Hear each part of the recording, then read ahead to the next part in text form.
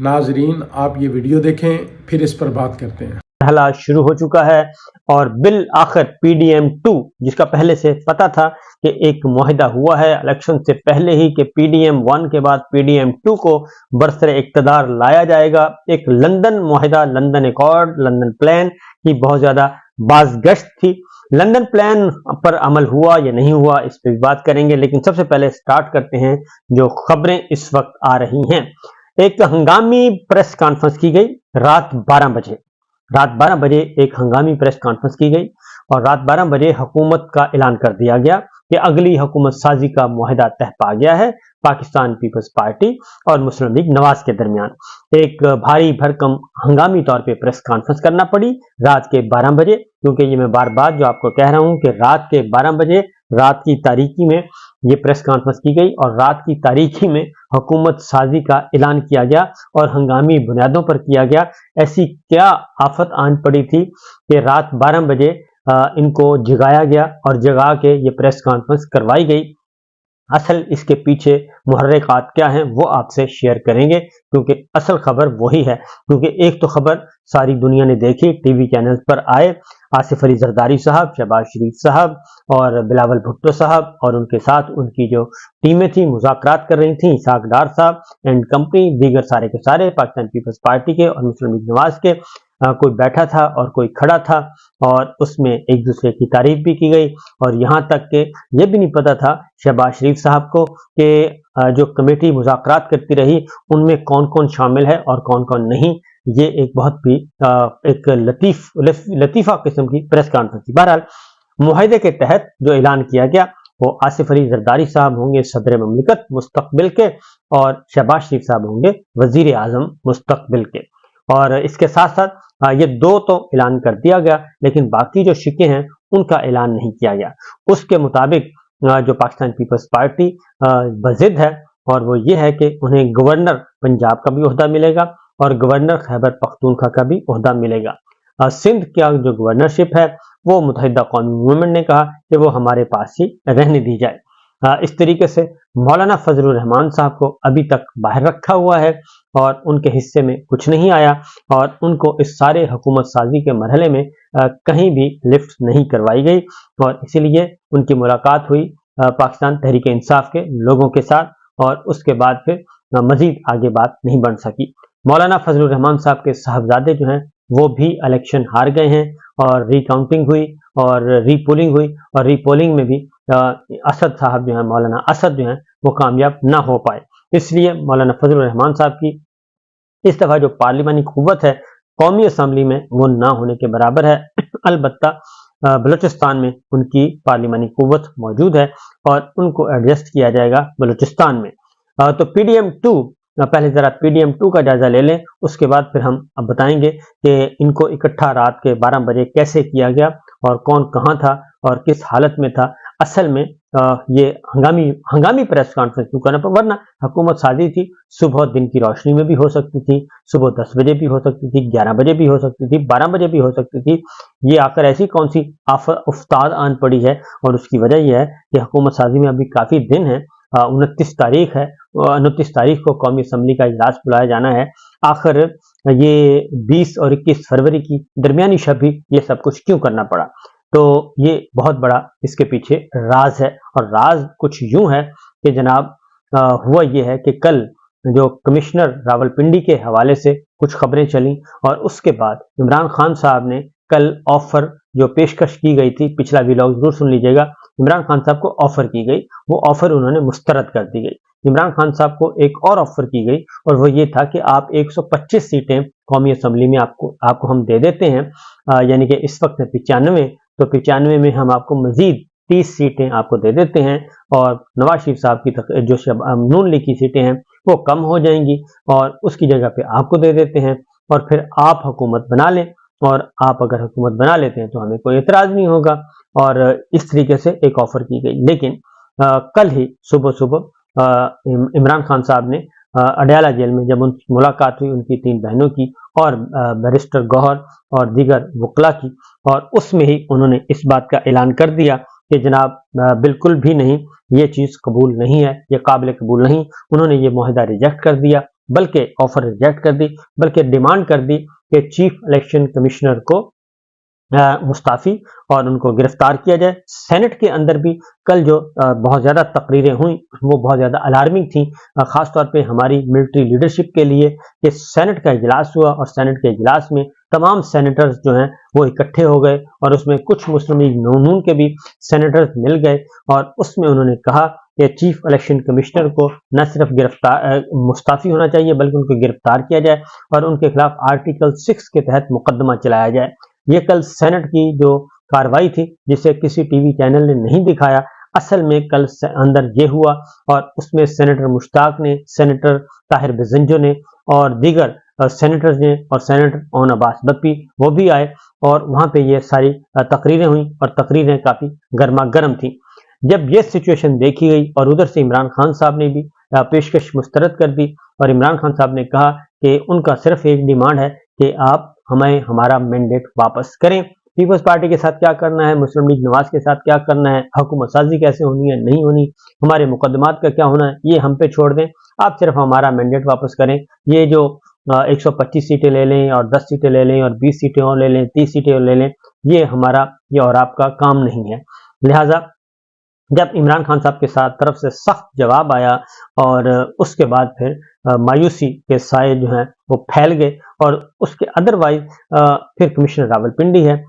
پھر جب یہ ساری چیزیں آئیں ادھر سے سینٹ میں، ادھر سے اڈیالہ جیل سے جب بھرمار ہوئی، اور اس کے بعد ہاتھ پاؤں ذرا پھول گئے، کیونکہ ہاتھ پاؤں اس لیے پھولے کہ بنیادیں تو ان کی بہت کمزور ہیں، اور اس لیے پھر یہ فیصلہ ہوا کہ پھر ادھر سے پاکستان پیپلز پارٹی اور مسلم لیگ نواز کے درمیان معاہدہ نہیں طے پا رہا تھا، کیونکہ پیپلز پارٹی مسلم لیگ نواز کے ساتھ مل کر حکومت بنانے کے حق میں نہیں تھی۔ پیپلز پارٹی کی خواہش تھی کہ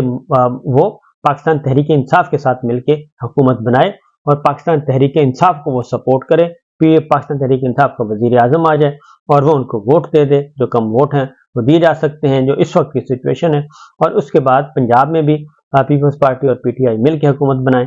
لیکن کیونکہ دن تک جو ہے وہ یہ بات کی گئی، اور پریس کانفرنس جب شروع ہوئی تو پریس کانفرنس میں بھی انہوں نے کہا کہ جناب وہ سنی اتحاد کونسل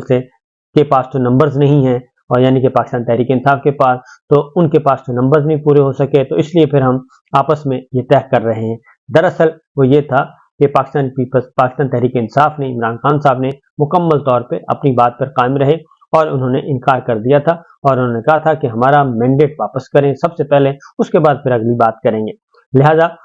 آنن فانن پھر یہ سب کچھ کل ایک ہنگامی بنیادوں پہ یہ سارے کا سارا ارینجمنٹ کرنا پڑی، اور ان سب کو کیا گیا اکٹھا، اور ان کی ہوئی ملاقاتیں، پہلے ان کو گاڑیوں میں کہیں لے جایا گیا، اور کہیں لے جا کے پھر کچھ بات چیت کی گئی، پھر ان کے درمیان کچھ ایگریمنٹس کروائے گئے، کچھ معاہدے کروائے گئے، اور ان کے کہا گیا کہ جناب اگر آپ لوگ فوری طور پہ نہیں آپس میں معاہدہ کرتے اور اناؤنسمنٹ نہیں کرتے، تو پھر اس کے بعد آپ اپنی جگہ پہ اور ہم اپنی جگہ پہ، پھر ہم اپنی مرضی کریں گے، آپ کو کچھ بھی نہیں ملے گا۔ اور پاکستان پیپلز پارٹی کو کہا گیا کہ ادھر سے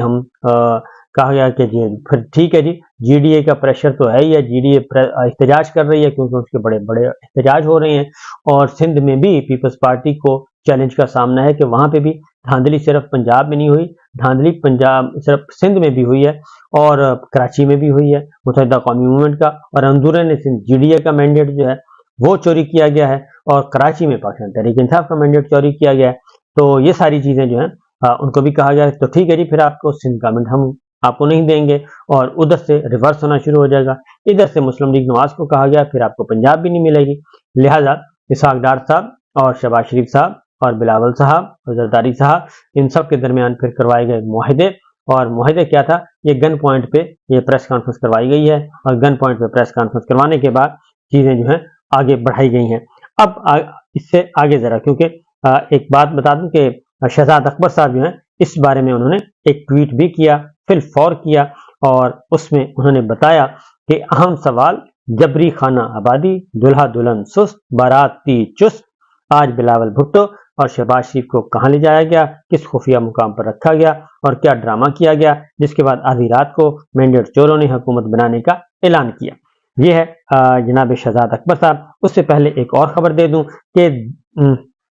ایک 2 دن کے اندر اندر پچھلے کچھ آپ 48 گھنٹے کہہ لیں 72 گھنٹے کہہ لیں، ایگزیکٹلی میں آپ کو دانستانی بتا رہا، ٹی وی مالکان کو 4 سے 5 اہم ٹی وی مالکان کو بلایا گیا. 4 سے 5 اہم ٹی وی مالکان کو بلا کے مرگلا روڈ پہ بلایا گیا. ایگزیکٹ ہم جگہ نہیں بتاتے، سیکورٹی وجوہات ہیں. مارگلا روڈ پہ بلایا گیا. مارگلا کی پہاڑیاں سامنے نظر آ رہی تھیں اور ٹی وی مالکان کو کہا گیا کہ یہ جناب جو اب ہم بنانے جا رہے ہیں، حکومت بنانے جا رہے ہیں، اور یہ اب آپ نے دھاندلی واندلی کا جو ہے یہ سلسلہ بند کریں اور دھاندلی کا کوئی ذکر نہیں ہونا چاہیے. فارم 45 فارم 47 اور یہ سارے تذکرے وذکرے بند کریں اور اب ہوگی حکومت، اور حکومت ہم بنا رہے ہیں، اور جو بھی حکومت اناؤنس ہوگی آپ نے اس کو سپورٹ کرنا ہے، آپ نے اس کو فیور کرنی ہے. اور اب آپ کا بیانیہ یہ ہونا چاہیے کہ بس ٹھیک ہے جی الیکشن گیا ہو اور اب آگے بڑھا جائے، ملک کو آگے لے کے جایا جائے. ملک کو معاشی مسائل کا سامنا ہے اور بحرانوں کا سامنا ہے، بحرانوں میں ہم آگے نہیں بڑھ سکتے، اس لیے ماضی کو بھول جائیں، مستقبل کو یاد رکھیں اور حال کو خوشحال بنائیں. لہٰذا حال کو خوشحال بنانے کے لیے انہیں یہ نیریٹو دیا گیا اور اس کے مطابق آپ نے دیکھا کہ جیسے ہی یہ سب کچھ ہوا اور رات کے 12 بجے، کیونکہ رات کے 12 بجے سمجھ نہیں آئی کہ حکومت سازی کا عمل رات کے 12 بجے کیوں پریس کانفرنس کرنا پڑی، تو اسی لیے کرنا پڑی کہ پریشر بہت بڑھ گیا ہے. ادھر سے چیف الیکشن کمشنر صاحب جو ہیں ان پہ پریشر، اور سینٹ میں جو اجلاس ہوا، آج پھر سینٹ کا اجلاس ہونا ہے، اس میں جو تقریریں، یہ سارے کا سارا جو ہیں انہوں نے نیندیں کر دی حرام کہ جناب یہ جلدی جلدی اس وائرس کو ختم کریں ورنہ یہ پھیلتا جائے گا. ادھر سے اسلام آباد 3 سیٹیں واپس کر چکی ہے، معطل کر چکی ہے 3 ارکان کا قومی نوٹیفیکیشن. نواز شریف صاحب کا چیلنج ہو چکا ہے، علیم خان صاحب کا چیلنج ہو چکا ہے حلقہ، اور بے شمار حلقے چیلنج ہو چکے ہیں. اور فارم 45 کے اکارڈنگلی علی اعجاز الحق صاحب کا حلقہ چیلنج ہو چکا ہے، بے شمار چیلنج ہو چکے ہیں. اور نہ صرف یہ بلکہ عالمی ذرائع ابلاغ جو ہیں وہ مسلسل رپورٹنگ کر رہے ہیں، اور اب دیکھتے ہیں کہ آگے ہوتا ہے کیا. فی الوقت یہی ہے کہ جو ایک دوسرے کو جنہوں نے چیرنا تھا، پھاڑنا تھا، مناظرے کا چیلنج کیا تھا شہباز شریف صاحب کو، بلاول بھٹو نے شہباز شریف صاحب کو کر دیا تھا، نواز شریف صاحب کو کر دیا تھا. اور آپ نے دیکھا کہ الیکشن کمپین میں ایک دوسرے کے خلاف جو ہے وہ اپوزیشن کرنے کی کوشش کی گئی. پنجاب میں پیپلز پارٹی کو نہیں گھسنے دیا گیا، سندھ میں نون لیگ کو گھسنے نہیں دیا گیا. یہ سب کچھ ہوتے رہے. پیپلز پارٹی کے لوگ گواہیاں دے رہے ہیں کہ پاکستان تحریک انصاف جیتی ہے، ہم نہیں جیتے. تیسرے نمبر پہ نون لیگ کے امیدوار تھے قمر زمان قاہرہ کے حلقے میں، ندیم افضل چند صاحب کے حلقے میں، ان کو جتوایا گیا. یہ ساری خبریں اپنی جگہ پہ موجود ہیں، لیکن اس کے باوجود گن پوائنٹ پہ یہ معاہدہ ہوا ہے. اور پھر ٹی وی مالکان کو بلا کے جو کچھ ان کو ڈوز دی گئی وہ ایک الگ کہانی ہے. تو بہرحال اس سے کے علاوہ بھی کچھ خبریں اور ہیں، تو دیکھتے ہیں کہ ان پہ کب، کیونکہ یہ گیو اینڈ ٹیک ہو رہی ہے کہ آپ ہمیں حکومت دیں، ہم آپ کو. تو 16 مہینے جس حکومت نے برباد کیا، جس ٹولے نے برباد کیا، جس ٹیم نے برباد کیا، پاکستان کی معیشت کا بیڑا غرق کیا، پاکستانیوں کا بیڑا غرق کیا، تو وہ کیسے اب آگے جا کے ان کو کریں گے، سنبھالیں گے. تو یہ بات ذہن میں رکھیے گا کہ پریشر بہت تھا ملٹری لیڈرشپ پہ، اس لیے ہنگامی بنیادوں پہ یہ اعلان کیا گیا ہے. اجازت دیجیے، اللہ حافظ.